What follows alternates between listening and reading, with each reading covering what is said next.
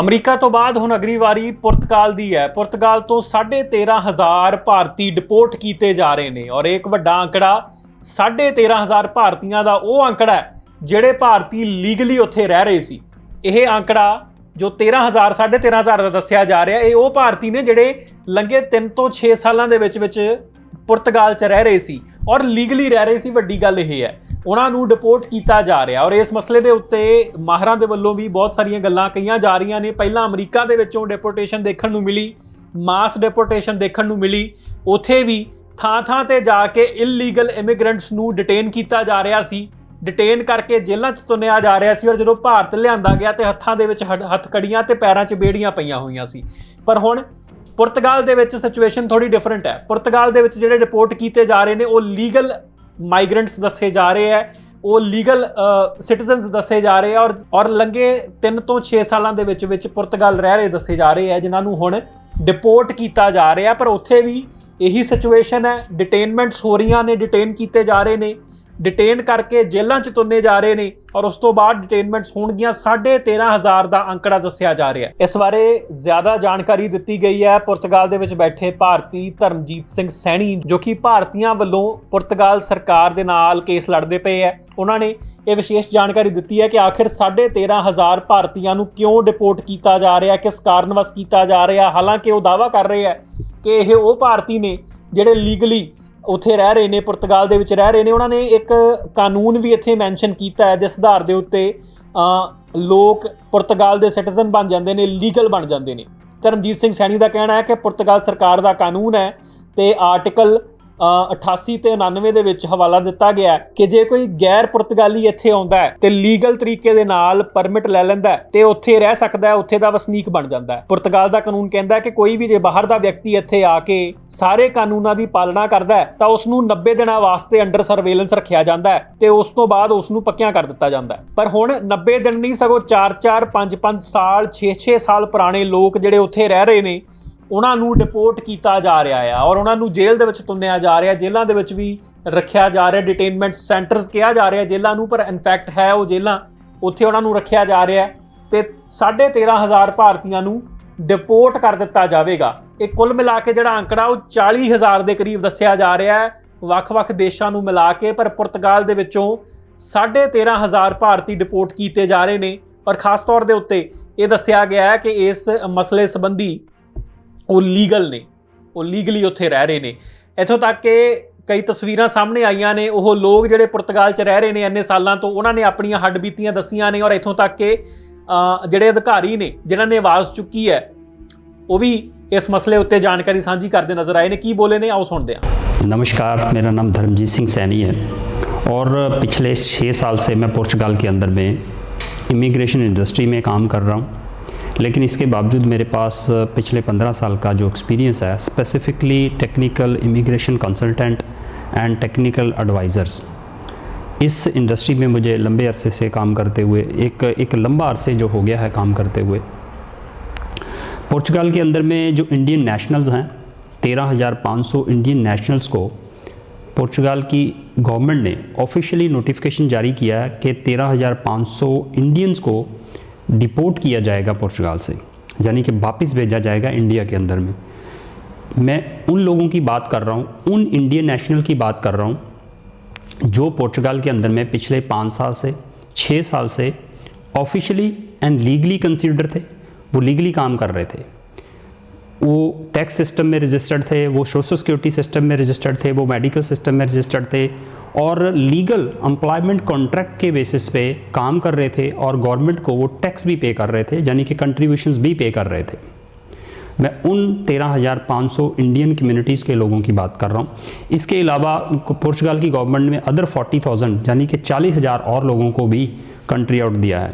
जैसे यूएसए में अभी रिसेंट हैपनिंग हुई है, ठीक उसी तरह की हैपनिंग पुर्तगाल में स्टार्ट हो गई है। अब वो इंडियन नेशनल जो इंटीग्रेटेड हैं पुर्तगाल के साथ पिछले 3 साल से 4 साल से 5 साल से, उनको कंट्री आउट मिला है, उनको डिपोर्टेशंस की बात की जा रही है।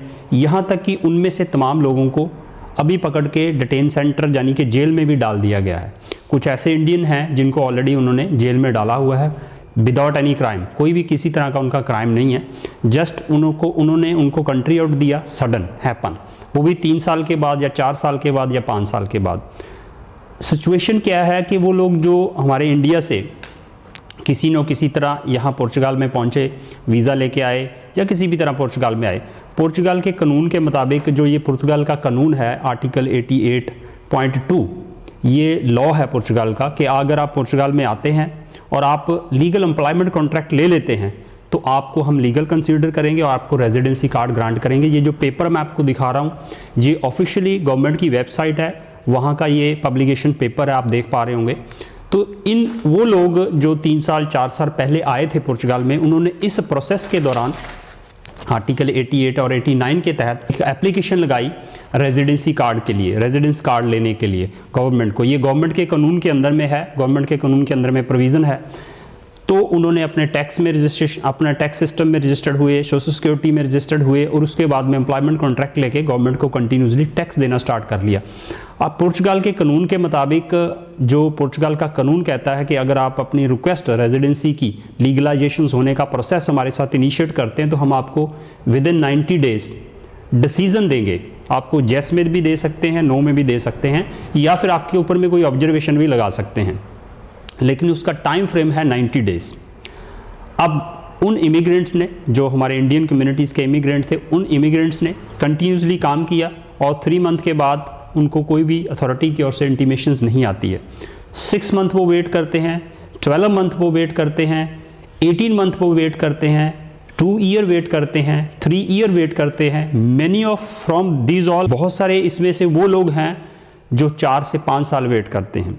ड्यूरिंग दिस टाइम पुर्तगाल की गवर्नमेंट उनको एवरी टाइम ये कह रही है कि you are legal here, do not worry, we will give you the residency card, हम आपको रेजिडेंस कार्ड देंगे, ग्रांट करेंगे, और वो रेगुलरली अपना टैक्स पे कर रहे हैं। अगर एक इंडिविजुअल्स की बात करें, अगर एक एप्लीकेंट की बात करें जो अभी तक, अगर उसने 3 साल काम किया पुर्तगाल के अंदर में या 4 साल काम किया है, तो उसने thousands of euro social security के नाम पे गवर्नमेंट को पे किया है, काम करके सोशल सिक्योरिटी पे की है, जिसका थाउजेंड्स ऑफ यूरो यानी कि लाखों रुपया इंडिया का उसने एज ए इंश्योरेंस गवर्नमेंट को पे किया है, कंट्रीब्यूशंस दी है। नमस्कार सभी भाई भाई, मेरा नाम गुरसेवक सिंह, मैं पुर्तगाल में अल्बुफेरा सिटी मसूकीपेरा में रहता हूँ और मैं पुर्तगाल में 2021 में आया था। और जब मैं पुर्तगाल 2021 में आया था तो भाई यहाँ का रूल था कि 3 टैक्स भरो, 6 टैक्स भरो और उसके बाद ये कार्ड रिलीज़ कर देते हैं। लेकिन जब मैंने 2021 में टैक्स शुरू किए तो इनका रूल चेंज हो गया, तो ये बोले कि 12 टैक्सेस भरो और उसके बाद आपको कार्ड रिलीज़ करेंगे। तो मैंने भाई 12 टैक्स भरे और उसके बाद मैंने बायोमेट्रिक दिए और वेट की कि 90 डेज़ में मेरा कार्ड आ जाएगा। लेकिन जो सारा कुछ पेपर वगैरह मेरा कंप्लीट था, A to Z मेरा सारा कुछ कंप्लीट था, लेकिन ये यहाँ की जो गवर्नमेंट है और यहाँ का जो सिस्टम है वो ध्यान नहीं दे रहा है इस पर। तो 2021 का मैं यहाँ पे टैक्स भर रहा हूँ और आज 2025 चल रहा है, तो मैंने कभी भी गैप नहीं पाया, मेरा टैक्स कंटिन्यू जा रहा है और हर महीने मैं 285 यूरो टैक्स भरता हूँ। लेकिन इंडिया का 28,500 रुपये मैं टैक्स भरता हूँ 1 महीने का, और आज तक 5 सालों में मैंने कम से कम 17 से 20 लाख रुपये टैक्स भर चुका हूँ मैं पुर्तगाल में। और वेटिंग में हूँ, स्टिल वेटिंग में हूँ। तो जब मैं जाता हूँ तो बोलते हैं आपके डॉक्यूमेंट सारा कुछ कंप्लीट है, लेकिन आप जस्ट वेट कीजिए, जो आपका इंस्पेक्टर है, सेफ का इंस्पेक्टर है, वो देखेगा और उसके बाद आपका कार्ड रिलीज़ करेगा। ये सारा कुछ डिपेंड है इंस्पेक्टर के ऊपर। लेकिन हमको ये समझ नहीं आता कि जो कार्ड है, जो कुछ ऐसा सिस्टम है, सरकारी काम है, वो गवर्नमेंट संभालती है, चाहे जो सेफ का और एम का इंस्पेक्टर है वो संभालता है। तो हमारी कोई मदद नहीं कर रहा, सिर्फ एक सोलिदारिटी इमिग्रेंट है जो पुर्तगाल में हमारी मदद कर रही है और कोई हमारी मदद नहीं करता, क्योंकि जो इमिग्रेंट है पुर्तगाल में उनके साथ बहुत ज़्यादा धक्का हो रहा है। लेकिन मेरे पास आप हो रहा है। मैंने कम से कम 20 लाख रुपये टैक्स दे चुका हूँ और जो यहाँ के जो लायर हैं वो बहुत ज़्यादा कॉस्टली हैं, तो कम से कम मैंने 15 से 20 लाख रुपया इन 2-3 सालों में लायर के ऊपर भी स्पेंड किया है। और मेरे पास अपना घर है, अपना काम है, अपनी 2 गाड़ी हैं और अपनी एक एक्टिविटी है मेरी फिनांस में। तो मैं 5 चीज़ों का टैक्स देता हूँ गवर्नमेंट को। तो मैं कभी भी टैक्स मैंने रोका नहीं है, हर महीने मैं टैक्स देता हूँ। गाड़ी का साल बाद देता हूँ, घर का मैंने 2030 तक का 6 सालों का टैक्स मैंने इकट्ठा भर चुका हूँ। हर एक चीज़ मैंने पे की हुई है। ना तो हम क्रिमिनल हैं और हमारा सारा काम 1 नंबर में हो रहा है, लेकिन यहाँ की जो गवर्नमेंट है ना वो धक्का कर रही है। तो हमका भी दिल करता है कि हम 6 साल हो गए मेरे को 12 को, मैं भी वापस इंडिया जाके आऊँ, अपना गेड़ा लगा के आऊँ। तो कृपा करके मेरी बेनती है। सो जो पुर्तगाल की गवर्नमेंट है उसको ध्यान देना चाहिए इस पे। हम क्रिमिनल नहीं है, हम इमिग्रेंट है, तो हमने टैक्स बहुत 5 चीज़ों का मैं टैक्स भरता हूँ। तो पता नहीं यहाँ का रूल सेफ का इंस्पेक्टर बनाता है या गवर्नमेंट बनाती है। इधर मेरी कोई गलती भी नहीं है, मैंने इधर कोई क्राइम नहीं किया, लेकिन फिर भी मुझे इधर पुलिस ने पकड़कर एक जेल में डाल दिया है। एक दिन रात में काम करके मैं घर पर आया था और मैं सो रहा था, तभी उसी वक्त पुलिस आई और मुझे पकड़कर इधर जेल में लेकर आई है। सभी को नमस्कार, मेरा नाम नवजोत भट्टी है और मैं आपको बताना चाहता हूँ कि मैं पीछे इंडिया से पंजाब से हूँ। मैं तकरीबन पुर्तगाल में 3 साल से रह रहा हूँ। पुर्तगाल का पहले प्रॉमिस था कि 3 महीने के अंदर अंदर आपको TRC कार्ड देंगे, लेकिन वो वेटिंग करते करते इधर मुझे 3 साल हो गए हैं। मैं 3 साल से लगातार एक ही कंपनी में काम कर रहा हूँ। 3 साल से मैं लगातार टैक्स दे रहा हूँ, जो कि हर महीने का 285 यूरो बनता है, वो इंडिया का 28,000 रुपये बन जाते हैं। सर मेरा नाम शिव कुमार है। मैं पुर्तगाल में पिछले 3 सालों से रह रहा हूँ। मैं यहाँ पर काम कर रहा हूँ, लीगल तरीके से टैक्स भर रहा हूँ। मैंने अब तक यहाँ पर कम से कम 25-26 टैक्स भर दिए हैं। वो कह रहे हैं कि आप हमारी 20 दिन के अंदर कंट्री छोड़ दें, लेकिन सर मैंने यहाँ पर कोई क्राइम नहीं किया है। मैं यहाँ पर बिल्कुल लीगल तरीके से रह रहा हूँ। मेरे पास सारे पुलिस रिकॉर्ड हैं, ऑस्ट्रिया का पुलिस रिकॉर्ड भी है, इंडिया का, पुर्तगाल का, मेरे पास सारे डॉक्यूमेंट है सर। अब ये मुझे कंट्री छोड़ने के लिए कह रहे हैं। मुझे पिछले महीने 16 तारीख को पुलिस ने पकड़ा था। उन्होंने मुझे एक दिन और एक रात जेल में रखा। उसके बाद उन्होंने मुझे कोर्ट में पेश किया। कोर्ट में पेश करने के बाद उन्होंने मुझे कोर्ट में पेश किया। उसके बाद उन्होंने मुझे, कोर्ट ने बोला कि आप अपने जहाँ काम कर रहे हो वहाँ काम करते रहो और आपको हर हफ्ते पुलिस स्टेशन में हाज़िरी लगानी होगी। अब मैं हर हफ्ते पुलिस में अटेंडेंस लगा रहा हूँ। अब मुझे नहीं पता ये लोग मुझे डिपोर्ट करेंगे क्या करेंगे, लेकिन मेरी इंडियन एम्बेसी से यही गुजारिश है कि वो इस चीज़ को गौर करें और हम इंडियन यहाँ पर लीगली तरीके से काम कर रहे हैं, वो हमारी इस चीज़ में हेल्प करें। ये काल जी, राम राम, जय हिंद, जय भारत। सभी देशवासियों से मैं बताना चाहता हूँ, मेरा नाम धर्मेंद्र सिंह है। मैं गांव कोहाड़ का, डिस्ट्रिक्ट तरनतारन, पंजाब का रहने वाला हूँ। मैं सन 2022 में पुर्तगाल में आया था अपनी फैमिली के अच्छे फ्यूचर के लिए और बच्चों को अच्छी शिक्षा मिल सके, इसलिए मैं इधर आया था। पुर्तगाल का ये रूल था कि जो भी आदमी रेगुलर रह के इधर काम करेगा उसको 3 से 6 महीने में निवासी परमिट जारी किया जाएगा। सो मैंने 2022 से अपनी जर्नी शुरू कर दी और 1 साल निकल गया। उन्होंने बोला भी आपको और काम करना पड़ेगा। हमने 1.5 साल काम किया, 2 साल काम किया, आज हमको 3.5 साल हो गए। लगातार मैं इतने टैक्स भर रहे हैं इधर रह के, और पीछे फैमिली में भी काफ़ी हमारे प्रॉब्लम चल रही है। हम 1 महीने का 285 यूरो, इंडिया के हिसाब से 28,500 रुपये 1 महीने के हम भर रहे हैं। तो हमने काफ़ी बड़ी अमाउंट इनको पे कर दी टैक्स के आधार पे, खाली निवासी परमिट लेने के लिए।